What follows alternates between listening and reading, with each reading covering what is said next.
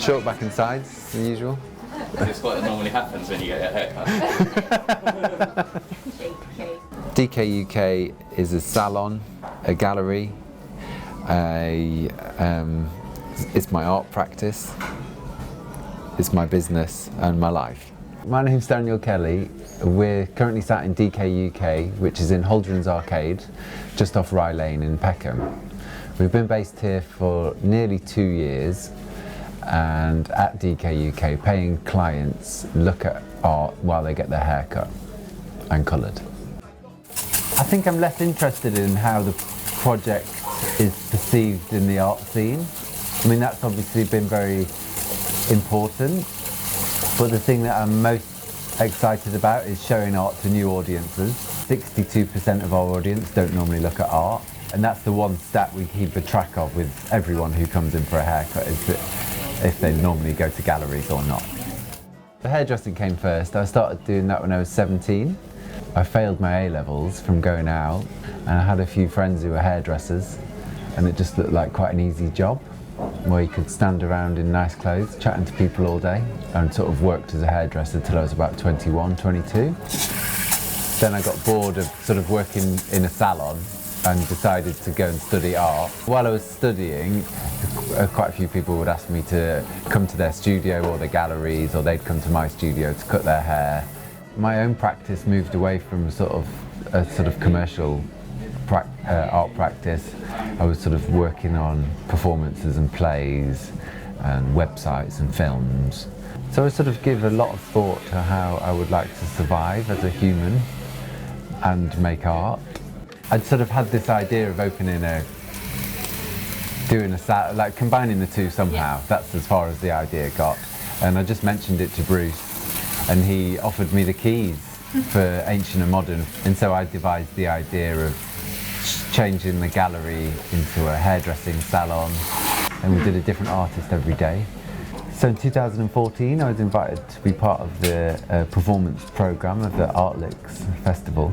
So I found this space in Holdren's Arcade, and it was like £50, no, it was like £80 to hire it for the weekend, or if I signed a 3-month contract they gave me it for £50 a week.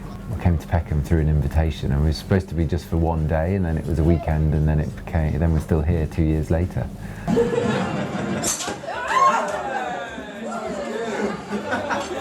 I think it started off mainly as a gallery in terms of how it looked and the people who were coming here, but I've tried over the last 6 months to make it, to give the hairdressing and the art sort of equal footing. The business supports the gallery programme by paying the bills. We've received the Arts Council funding, and they really like the fact that we've got this sort of commercial arm to back up their money. Of course we'd be doing exhibitions without the money, but it just would mean artists weren't getting paid. So it'd be very limited with the artists that we could work with. Yeah, it just goes across that way. Cool. And then you have that short channel there. Mm-hmm. The fringe quite short. Yeah. So we've got Oz, who works here. Is the other stylist, who's from Peckham. And then I have a project manager who's paid for by the Arts Council, who helps me organise the exhibitions, called Rosie Herman. And I never really wanted to be a curator. What I really enjoy is developing the shows with artists and setting up a context which they can respond to, and that's how I sort of see it as a collaboration. The conversations are often sort of had over 12 months or something to develop the exhibitions. Highlights have been Jack Stranger's Dancing Hair, which was for Artlicks last year. We had the Ian Breakwell show, the only historical show we've done, and I sort of chose different artworks to go with the different stages of the process of getting your hair cut. So I was an associate at Open School East in 2015. With a group of other associates there, I came up with this talk programme called Capitalist Artist Scum, and that was like looking for examples of other artist-run businesses. I did a call out for people who wanted to talk about the sort of political ideas behind DK UK.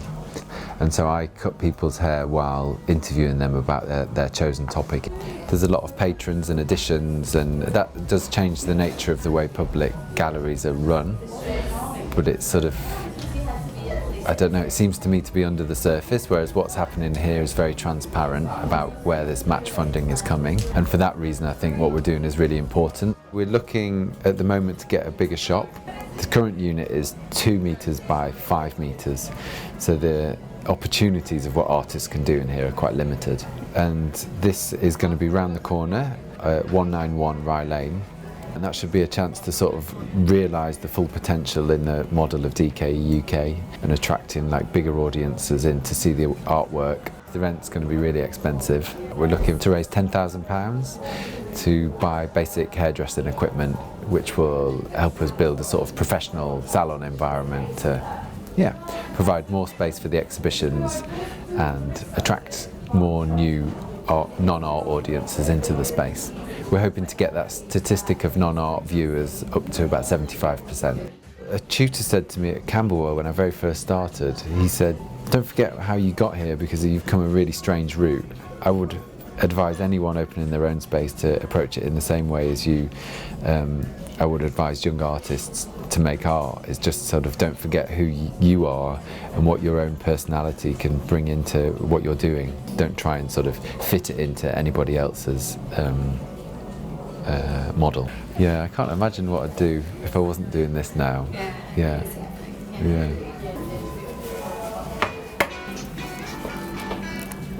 That looks good. Yeah. Thank you very much. A little bit of wax. Lovely.